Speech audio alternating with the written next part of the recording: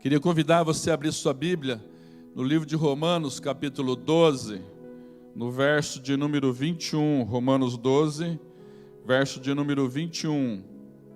Romanos, capítulo 12, no verso de número 21.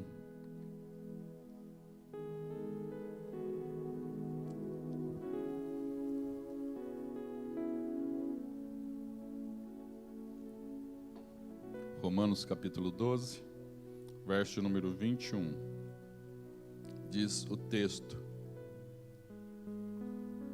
da palavra do Senhor: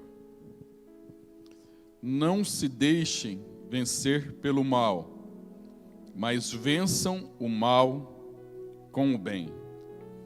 Não se deixem vencer pelo mal, mas vençam o mal com o bem. Que o Espírito Santo possa nos dar graça para entender a palavra dele e ter um efeito prático na caminhada nossa dia após dia. Eu iniciei domingo passado uma série de mensagens com o tema lições para a vida toda. Lições para a vida toda. Essa sequência de mensagens, ela para mim tem um significado especial. Ela não é baseada em conhecimento teológico. Ela é baseada em vitórias e derrotas ao longo da caminhada. Ela é baseada em algumas verdades, textos, narrativas, algumas questões que chegaram na minha mente, no coração, e que na vida hoje para mim é bem consolidado. Todas as vezes que eu na graça do Pai me lembro delas e as faço, me ajuda bastante. Todas as vezes que eu perco o foco e não o faço, me causa bastante dores desnecessárias às vezes. Lições para a vida toda. Domingo passado eu falei, eu sou suspeito, por isso eu estou dizendo que essa mensagem ela tem uma conotação diferente. Pode ser que ela não tenha um impacto emocional, a qual alguns às vezes podem, às vezes até preferir, mas para mim ela tem um conteúdo de vida, de questões que em algum momento realmente eu vou precisar. No domingo passado eu falei, quando se fazer de louco é necessário para sobreviver.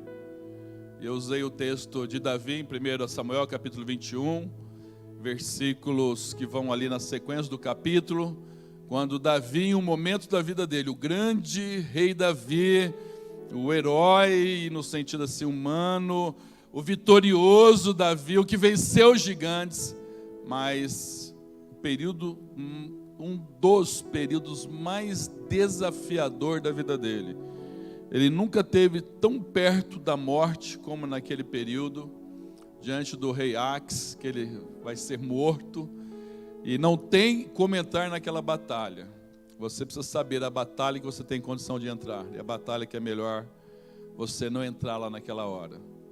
Davi fragmentado, machucado, ferido, desarmado, sem um exército agrupado, ele precisa se fazer de louco durante alguns dias. E a Bíblia mostra que depois disso, em seguida ele escreve o Salmo 34. A Bíblia não, né? Você vai ver claramente no cânon e nas histórias, que pós esse momento ele escreve o Salmo 34. Se você se fizer de bobo ou boba a vida toda, você vai se tornar. Você vai deixar de ser, você vai deixar de existir. Se para poder caminhar o tempo todo, você falar sim, e você se autoanular, você vai acabar se tornando. Mas também, se você quiser brigar todas as vezes, você vai cair no campo de batalha. Você vai cair no campo de batalha. Porque tem guerras que nós estamos fragilizados. E você entrar sem armas, a derrota ela é certa. Então Davi se fez de louco para sobreviver. Hoje eu quero falar sobre o tema que para mim também é bem importante, que eu traduzo algumas narrativas, ou que eu traduzi pelo menos algumas narrativas, eu interpretei melhor, não traduzi, eu interpretei algumas narrativas e alguns textos bíblicos com uma expressão que me era mais prático para mim entendê-la. E Romanos 12, 21 foi uma delas. Não te deixe vencer pelo mal, mas vença o mal com o bem. E eu interpretei como não entra ou não entre no jogo do inimigo. Não entra e não entre no jogo do inimigo. Irmãos, a questão de vitória ela é muito relativa. Tem vitórias que nós achamos que vencemos, mas na realidade nós não ganhamos nada, porque os débitos foram maior, as perdas foram maior do que nós ganhamos. Tem derrotas que nós sofremos e que nós nos incomodamos tanto e que de repente é necessário eu aceitá-las não como um sentimento de fracasso, mas como algo que eu reconheço que naquilo eu não venci. E é importante para a minha vida eu poder dar passos para superá-la e sair uma pessoa mais amadurecida. Você pega uma família que sobra uma herança, ou que tem uma herança, ou que chega uma herança, a família podia até ser unida, um pouco mais unida, aí de repente tem uma dissensão e começa uma briga sem fim. Uma briga sem fim. E de repente alguém fala, não, eu vou ganhar, custe o que custar. Aí a pessoa, pode ser que por intermédios, de várias formas, ela ganhe. Mas ganhou o quê? Ela ganhou o quê? Ganhou alguns bens materiais, mas e a perda? E a perda que perdeu? Quanta coisa perde? Então essa questão, tem vitórias que acrescentam em nossa vida, que nós saímos melhor. E essas valeram a pena. Eu já tive algumas vitórias na minha vida que não valeram a pena, pela ótica do propósito divino maior. Eu já tive vitórias, e eu concordo com o Reginaldo Martins, quando ele diz, você constrói uma catedral, mas muitas vezes, muitas partes tuas ficam no meio do caminho. Às vezes você consegue chegar em lugares, você consegue alcançar alguns projetos, sonhos, mas às vezes os preços são altos demais. Às vezes o custo é alto demais. O que promoveu de bem no resultado final não foi tão superlativamente maior do que aquilo que foram as perdas. Ou perdas dentro de nós mesmos, identidade, fragmentação da vida, situações. Então essa ideia de vencer ou perder era um pouco relativa. Jonas é o profeta de Deus, até tem um livro do Caio Fábio que fala sobre isso, né? O sucesso do fracasso. Porque ele se sentiu derrotado e pediu para morrer. Afinal, Nínive é uma cidade de bárbaros. Nínive é uma cidade violenta. Nínive é inimigo de Israel. Nínive era um povo sanguinário. Nínive era realmente algo que ninguém gostaria de chegar nem perto. E Deus manda Jonas. Foi Deus que mandou. E aquela história toda que você já sabe, fugiu, o peixe vem, engole, gosta para ele na praia, aquela história toda. E aí Jonas vem e prega a palavra. Imagina eu chegar aqui e falar para os irmãos no domingo, até quarta-feira, eu garanto, eu falo com autoridade, no nome de Jesus, que vai acontecer uma coisa. E eu veementemente eu falo aquilo, eu falo durante alguns cultos. E chega nessa quarta-feira tão esperada, que eu falei convictamente que ia acontecer, e não acontece nada. Por algum motivo, os céus mudaram de opinião em relação àquele assunto, e eu chego aqui com uma cara de tacho, chego aqui com um senso de derrotado, falo para os irmãos, não aconteceu. Não aconteceu. Posso dar um monte de desculpa. Não aconteceu.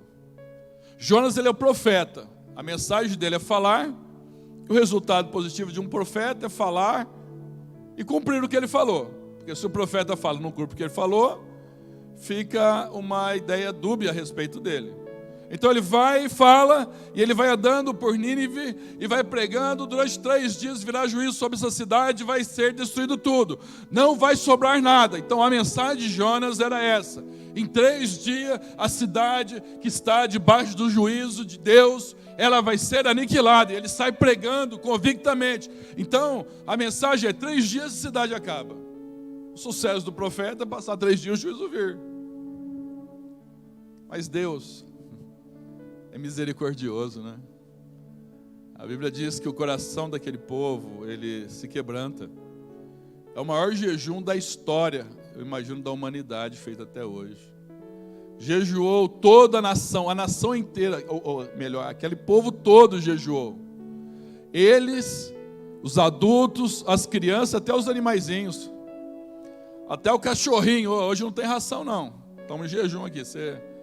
Ora aí que nós estamos em jejum. Nem os cachorros não comeram. Ninguém comeu 3 dias, nem os animais. Entrou todo mundo no jejum. Deus mudou o coração. Quando o termo da Bíblia fala Deus mudou o coração, não é que Deus fica se arrependendo, mudando de ideia toda hora.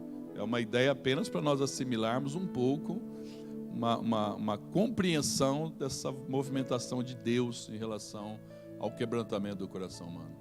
Jonas se afasta, fica de longe esperando. Esperando, né? Pregou, agora vou esperar descer fogo do céu. E ele fica ali aguardando. Aí chega no grande dia, e o que acontece? Nada. Não acontece nada. Porque o coração dele se quebrantaram e Deus mudou aquela história. Por isso que a Bíblia diz, um coração contrito e quebrantado Deus não despreza. Não importa quão fundo uma pessoa chegou, Deus não despreza. Não importa qual é a situação dela, mas no dia que ela tem uma consciência forte e clara, convicta, que Jesus é sua única esperança, se apega a isso e diz, tem misericórdia de mim que sou pecador, ele vai, ele vem e ele faz. E Jonas fala para Deus, assim, eu estou parafraseando agora daqui para frente, eu sabia que o Senhor ia fazer isso comigo. Eu sabia que o Senhor ia fazer eu passar carão. Eu sabia que o Senhor tem coração mole, e nós vamos ver, estou eu aqui agora, um profeta fracassado, porque eu falei um negócio que não cumpriu. E aí onde ele pede para morrer, Deus, me leva embora, vai, leva embora. Interessante, quantas vezes a gente pede para Deus nos levar embora, hein? Quantas vezes, se Deus ouvir as tuas orações, Deus, me leve embora. Moisés pediu, Jonas pediu, Elias pediu, e por aí vai os que pediram para ir embora. Deus nem ouve essa oração, ele olha assim, fica ali. Foi um fracasso de Jonas, foi um fracasso, mas foi um sucesso, que vidas foram alcançadas pela misericórdia de Deus. Essa questão de vitória ou derrota, então, ela é muito relativa. Eu aprendi uma coisa, e não é essa a lição de hoje ainda, que tem batalhas que não tem vencedores, só tem perdedores. Tem batalhas que não tem vencedores, só tem perdedores. É ilusão eu bater no peito, ó, vencemos. Venceu o quê? Venceu o quê? A pergunta é, o que eu venci? O que acrescentou? O que agregou? Tornei melhor? Tornei mais próximo do projeto de Jesus? Na realidade, tem certas batalhas que não vai ter nunca um lado vencedor, só vai ter perdedores. Não te deixe vencer pelo mal. O mal aqui, você vai ver que nem está escrito, claro, com U. Não é uma pessoa má. Não te deixe vencer por uma pessoa que ela tem uma má índole. Então, que o mal aqui nem aparece com U. Não é a referência a alguém. Aquela pessoa ela é mal. Aquela pessoa ela é má nas suas intenções. Aquela pessoa. A ideia aqui é mal com L mesmo. Não te deixe vencer por ações, situações, questões de nível espirituais, batalhas, conjunto de fatores que possam te afetar de uma maneira tal que você se distancie do projeto, do propósito de Deus. O ser vencido pelo mal, que eu entendi, ou que eu entendo, não é não sentir dor, impossível não sentir dor. Essa ideia de que tira do cristão a humanidade é a coisa mais fora de senso que existe quando eu leio as Escrituras Sagradas. Eu concordo com Ricardo Agreste, que ele cita uma outra pessoa, que ele diz o seguinte, Ricardo Agreste citando outra pessoa, que esse outro pregador falou, os cristãos não precisam ser mais espiritual, os cristãos precisam ser mais humanos só. Porque às vezes cria uma ideia de uma espiritualidade tão grande, que eu deixo de ser humano. Aí eu quero projetar algo como se a minha vida, cara, é um mar de rosa. E eu cheguei num ápice espiritual que eu estou melhor que a grande média estabelecida pelo mundo. Isso é ilusório, contraditório, isso é um equívoco da mente do coração. Quando eu olho o mal aqui, são todos os fatores que às vezes tem uma situação, ou um conjunto de situações, ou um desenrolar crônico, e aquilo corrói dentro de mim, me muda enquanto pessoa, não para melhor, mas para pior. Que não agrega, não soma, subtrai da minha vida, e eu já não sou mais a mesma pessoa. Não a nível de dor ou de lutas, mas a nível de consciência e percepção da vida. Eu fiz uma lista só como parâmetro aqui, para nós termos algumas ideias. E aí eu entendo o seguinte: não entra no jogo do inimigo. Não entra no jogo do inimigo. Romanos 12, ele vai falando uma sequência de questões práticas da vida, em vários aspectos, e está bem abordado relacionamento. Então me leva a pensar sobre relacionamento, não tem como não fazê-lo. Mas eu queria que você não direcionasse agora a uma pessoa específica, não? A pessoa é má. Eu estou dizendo que às vezes as ações, ou as nossas ações também, ela pode se tornar num conjunto que afeta negativamente pessoas. Eu fiz uma lista rápida, assim, para mim, não vou me deter muito, espero. Algumas questões, quando você, às vezes, lida com isso no teu coração. Quando palavras negativas estabelecem em você um padrão de comportamento. Palavras são uma das coisas mais desafiadoras que existe no mundo, irmãos. Ouvir palavras negativas, não deixe que as palavras negativas definirem quem você é e se estabelecerem como padrão de vida. Não deixe palavras negativas estabelecerem quem você é ou definirem teu padrão de vida, porque você vai estar entrando no jogo do inimigo. Essa é uma área que porque aqui nós, onde você anda geralmente na sociedade, é tudo muito bonitinho. Tudo muito sorridente. Nas igrejas, então, lotada, todo mundo. Aqui é tudo graça e paz, irmãos. Aqui tudo é graça e paz. Jesus é só uma florzinha de Jesus. O rush mesmo, às vezes é no dia a dia, né? É no dia a dia. Aprendi uma coisa, isso em todos os aspectos que você vai vendo na vida. Relacionamentos, quando eles estão no pior momento, se não tomar cuidado, cada um põe o que tem de pior na mesa. E as palavras, elas são usadas assim, como armas destruidoras. Porque eu nunca vou acreditar. Uma vez uma pessoa me procurou, faz um tempo já, e ela me procurou, ela não está na igreja, tinha saído faz um tempo. Ela falou: eu queria que você orasse por mim, para retirar todas as palavras que eu falei a teu respeito contra você. Eu pensei, que oração que é essa? Que oração que é essa que você retira todas as palavras que foram faladas? Que oração que é essa? Eu entendi que palavras faladas, elas não voltam. 3 coisas que não voltam: a palavra falada, a flecha lançada, a oportunidade perdida. Não muda. Eu posso mudar no meu conceito de palavras, é que não mudar.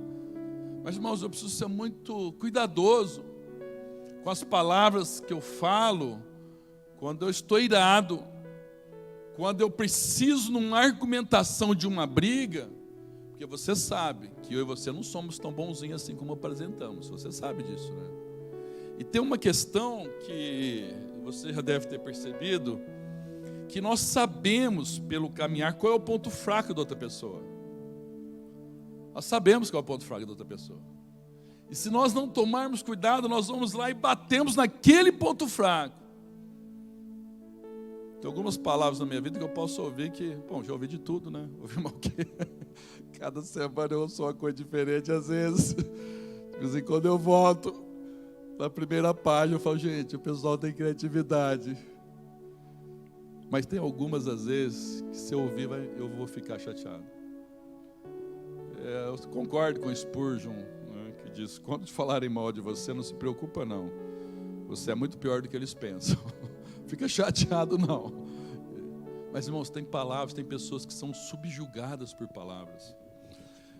Tem um lance que eu nunca vou entender, mas o que acontece: pais em relação a filhos, e liberam palavras, e essas palavras não são de afirmação, de aceitação, mas passam a vida ouvindo que ou são burros, ou que não vão chegar a lugar nenhum, ou que não vão conseguir, ou que só faz coisa errada, ou que faz tudo errado. Tem um outro lado subprotetor também, né? Tem um outro lado subprotetor, mas eu estou falando aqui nessas palavras. Aquele livro do Jorge Linhares, Bênção e Maldição, não se tornou best-seller e vendido em vários países, em várias línguas, à toa. E pessoas às vezes ficam com essas palavras na mente, no coração. Aquilo define quem ela é, o que vai ser o comportamento dela. Um dia eu atendi uma pessoa, e ela tinha se separado já fazia um tempo, e a separação ela era necessária, não tinha o que ser feito.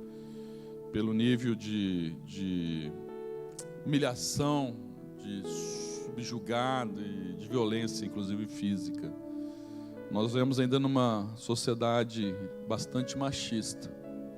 Nós vivemos, por isso, tem esse alto nível de feminicídio. Então, tomarmos cuidado da impressão que somos dono de alguém ou de alguma coisa, quando não existe isso. E essa pessoa, ela, ainda quando estava no processo, o ex falou um negócio tão pesado para ela que era o ponto fraco dela, de uma área da vida dela física, ela não se aceitava. E ele falou para ela o seguinte: você nunca vai arrumar uma outra pessoa, você nunca vai ter ninguém na tua vida, porque você é, e fez uma citação física dela, de uma área que ela tem um trauma.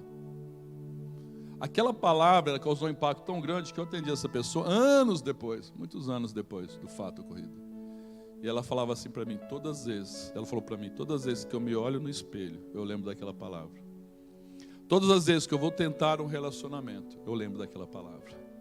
Todas as vezes, e ela falou assim para mim, eu acho que a minha sina é morrer sozinha mesmo, porque eu acho que ele tinha razão.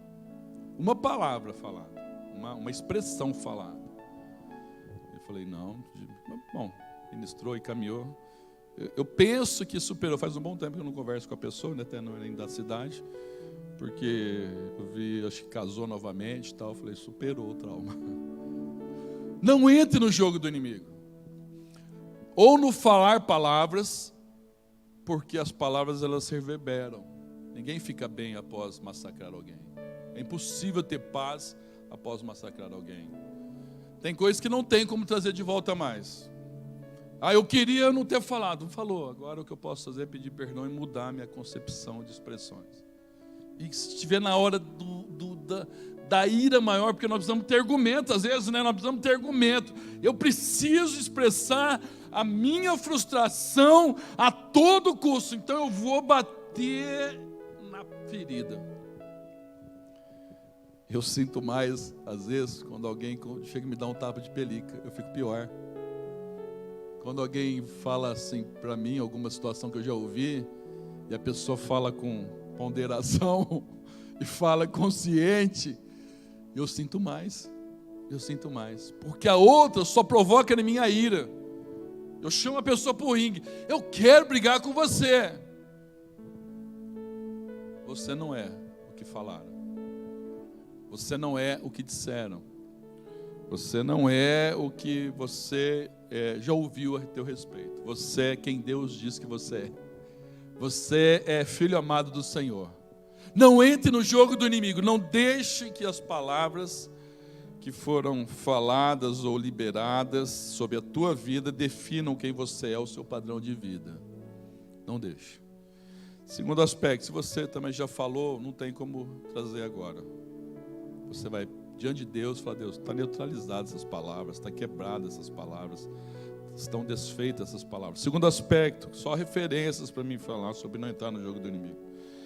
Não deixe que relacionamentos opressores te tornem uma pessoa amargurada. Eu escrevi essa semana e concordo com esse pensamento que eu tenho. Não existem príncipes que vão salvar princesas em castelos aprisionados. Quem estiver esperando um príncipe que vai salvá-la do grande flagelo da vida, ou da solidão, ou dos infortúnios dentro de casa, ou de algum contexto, não existem príncipes que vão salvar princesas aprisionadas em castelos. Não existem princesas que vão fazer sapos virarem príncipes. Eu vou esperar uma princesa, porque ela vai me dar um beijo, e eu vou virar um príncipe. Não existem. O que existe é amor de Deus e amor próprio, que é a tua salvação e a minha. Isso é o que existe. Ficar debaixo de relacionamentos opressores, eu só tenho duas opções. Isso eu não estou falando de momentos isolados, eu estou falando ao longo da vida, porque às vezes eu acho que eu sou opressor, que eu sou oprimido, mas de repente eu estou oprimindo também. Às vezes eu acho que eu estou oprimido, mas eu também estou criando situações o tempo todo. Então eu preciso ter discernimento. Mas quando uma pessoa ela está debaixo de violência física, debaixo de violência verbal, ou chantagem emocional. Isso não tem questão financeira, porque eu já vi de todas as formas possíveis isso acontecendo. Não tem questão financeira, de todas as formas possíveis. A dependência não é exclusivamente financeira, existe dependência em todos os níveis. E a pessoa se coloca debaixo, ou pelo menos ela não consegue, ou ela não deve ainda tomar uma decisão, ela só tem duas opções.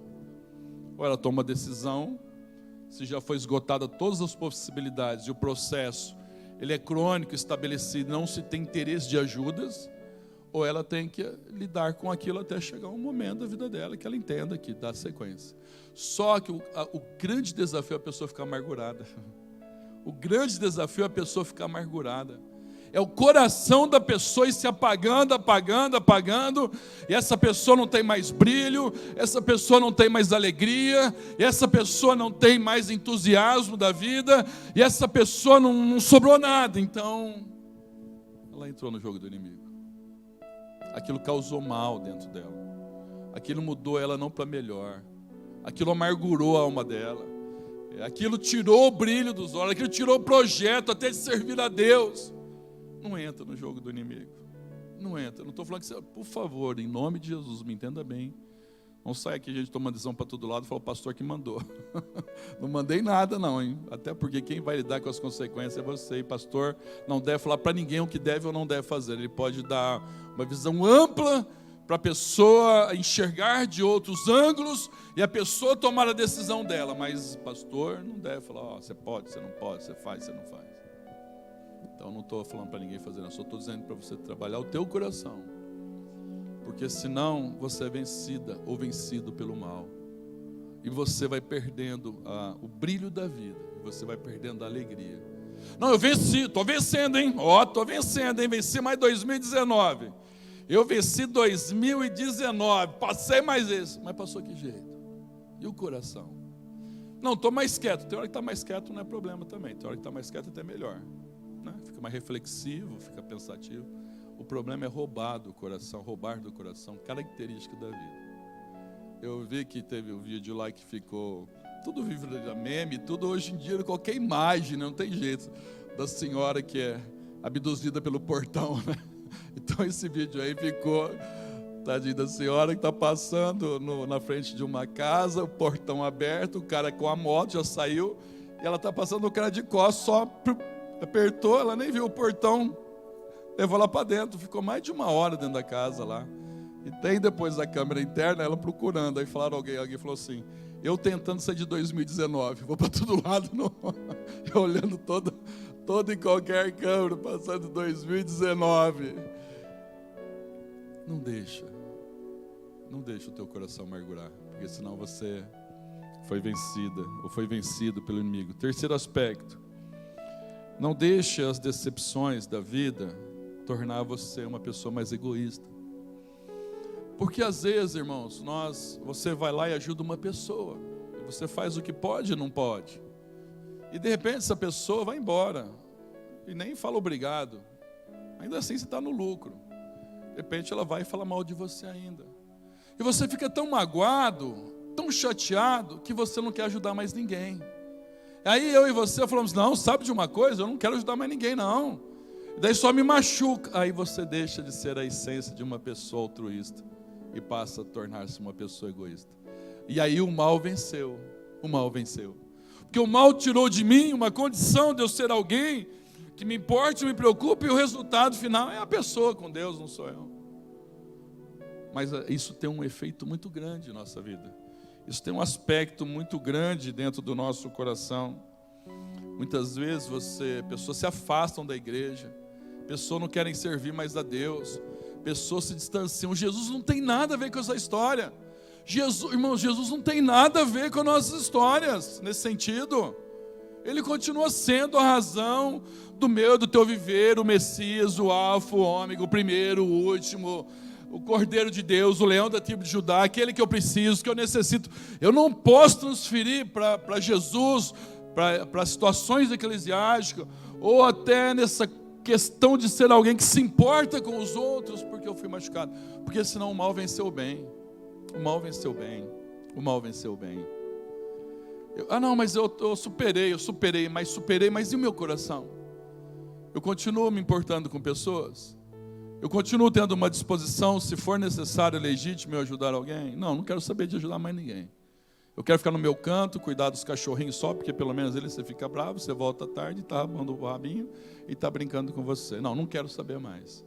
Aí você deixa de ser aquilo que o pai queria. Estou caminhando para o final algumas questões, só estou fazendo uma referência, situações só para mim levar a refletir e a pensar sobre isso. Não deixe que as pessoas que te machucaram te tornarem igual àquilo que te machucou. Não entra nesse jogo. A pessoa falou mal de você, eu vou falar mal dela também. E a pessoa amaldiçoou, eu vou amaldiçoar também. E a pessoa inventou uma história, eu vou inventar também. E a pessoa expôs a tua vida, eu vou expor também, porque afinal você tanto pode também. Não entra nesse jogo. Não entra nesse jogo. Não entra, porque você vai te tornar igual ao que te feriu. Você vai te tornar, irmãos, a forma mais rápida de baixar o nível é eu retribuir olho por olho, dente por dente. Por isso Jesus vai falando algumas questões, e eu penso o seguinte, é fácil? Não, não é fácil. Você saber a hora de ficar quieto, você saber a hora de falar, não é fácil não. Porque tem hora, você vê Pedro, por exemplo, Jesus falou assim para ele, foi lá para o jardim, né? E você sabe da prisão. E Jesus falou assim, ó, pega umas espadas aí, uns paus, nós não vamos lutar. É só para que fique cumprida a profecia. E ele foi contado com os salteadores. Então não precisa ninguém lutar, hein? Não deu outra. Pedro já arranca a espada e chup na orelha do cara. Arranca a espada na orelha do cara. Cortou, Jesus foi lá e colou. Pois Pedro, você errou o time, não era hora de brigar agora. Na hora que é para falar, que ele está lá na roda, lá, ele começa, eu não conheço esse homem, eu amaldiçoo, eu não sei quem é. E aí ele negou Jesus. Não te torne igual ao que te feriu. Não entrar no jogo do inimigo, para mim isso é uma das questões mais fortes. Porque há uma grande possibilidade de eu me tornar igual àquilo que me feriu. Aquilo que eu abominei tanto e aquilo que eu disse tanto, de repente eu me torno igual. Às vezes, irmãos, você é chamado por meio do ringue várias vezes. Você já viu casal quando um quer brigar e o outro não quer? Você já percebeu? Você sabe como funciona isso? Você sabe como funciona quando um casal está frustrado, um dos cônjuges, e ele precisa extravasar aquela frustração. Então ele começa a chamar para o ringue todo dia. Todo dia. Chega no almoço, esse ovo está mole demais.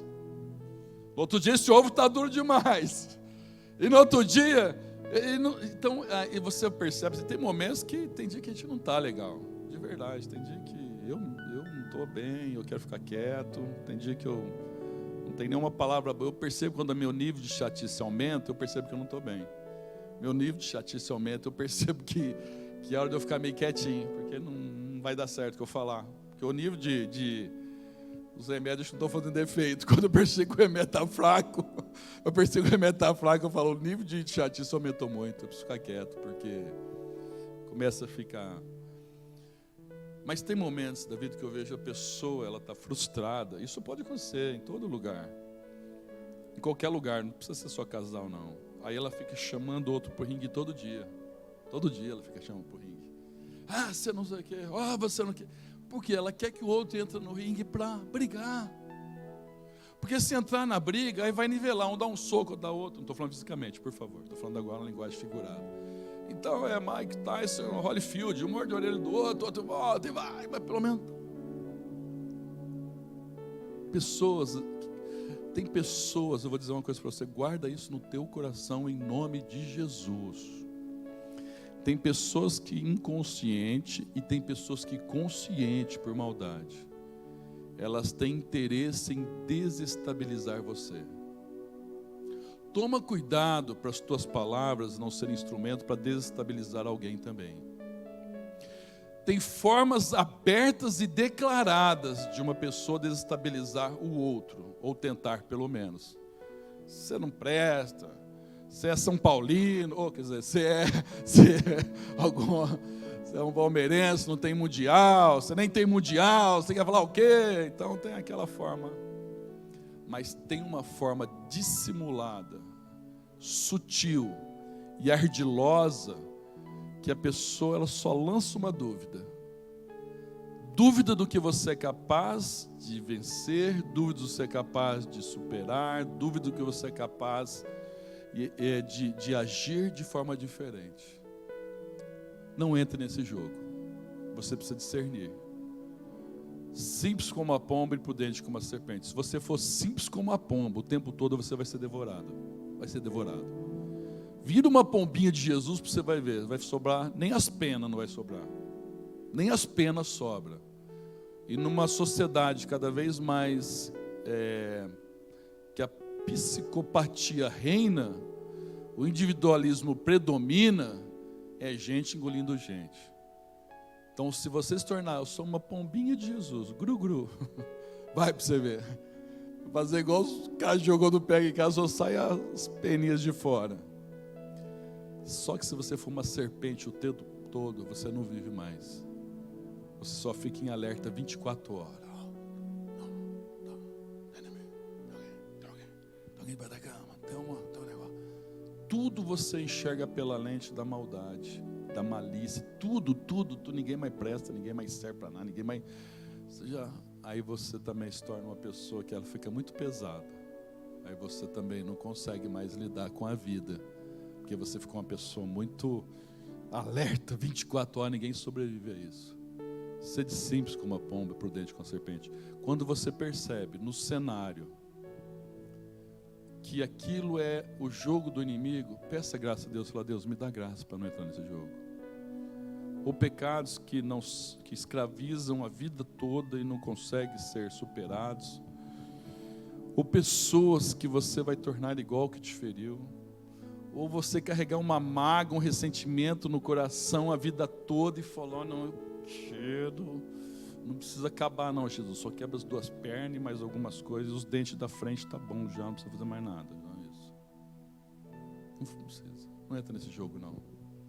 Porque aí você vai ser vencido pelo mal. Onde que eu encontro restauração? Essas questões sutis para desestabilizar você, não entra nesse jogo. Não entra. Você vai perceber, Deus vai te dar discernimento. Quando a pessoa ela se importa com você, ela vem em jogo aberto. Me preocupo com você, estou interessado, ela te mostra. O problema me mostra uma solução. Eu aprendi que quando a pessoa chega, ela só joga alguma coisa no ar, ou uma palavra só para acertar o calcanhar de Aquiles, porque você conhece a história de Aquiles, né? O grande guerreiro Aquiles, invencível Aquiles, segundo a história, até que uma flecha ele atinge o calcanhar e ele não se move e é morto depois. Por isso, tão conhecido o calcanhar de Aquiles. Às vezes tem palavras no teu serviço que desestabilizam você. Que você dá um sorrisinho, mas lá dentro... Sabe aquele dia que você está animado, está crendo, sabe aquele projeto, sabe aquela coisa? Aí vem uma palavra e desestabiliza você. Não há outro caminho de cura, e nós vamos encerrando por aqui, a não ser por meio de Jesus Cristo. É Ele o exemplo maior. Lá na cruz, irmãos, Ele não deixou ser vencido pelo mal. Por quê? Teve um momento que eles vieram para arrebatá-lo o rei. Ele falou: não é momento. Aí tem uma hora que Satanás chega para ele, sopra no ouvido de Pedro, para desestabilizar. E Pedro fala: Senhor, Pedro tinha acabado de dar uma revelação: Tu és o Cristo, o Filho de Deus vivo. E agora Pedro fala, e ele começa a falar da cruz, Jesus que vai ser morto, ressuscitar. E Pedro fala: Senhor, tenha dó de ti mesmo, não te coloques nessa situação. E Jesus falou o quê? Não repreendeu ele, repreendeu Satanás, a reda de Satanás. Aí quando Jesus está na cruz, que ele foi para a cruz, então primeiro não era para ir para a cruz. E depois que ele está na cruz, desce daí, você é rei, você é poderoso. Jesus não entrou no jogo do inimigo. Eu morro por cada um deles, porque eu amo cada um deles, porque cada um deles são importantes para mim, porque ali na cruz eu vou pagar o preço do pecado de cada um deles. E nenhum deles vai se tornar melhor ou pior que alguém, porque eu amo a versão que ele é, e amo porque eu quero fazer algo novo na vida dele. Eu vou ser a esperança deles. Eu vou ser a razão deles caminharem. Eu vou ser a força para eles se levantarem. Eu vou ser a condição para eles se erguerem, reconstruírem o coração. Quantas vezes for necessário, eu vou ser essa esperança de vida eterna deles.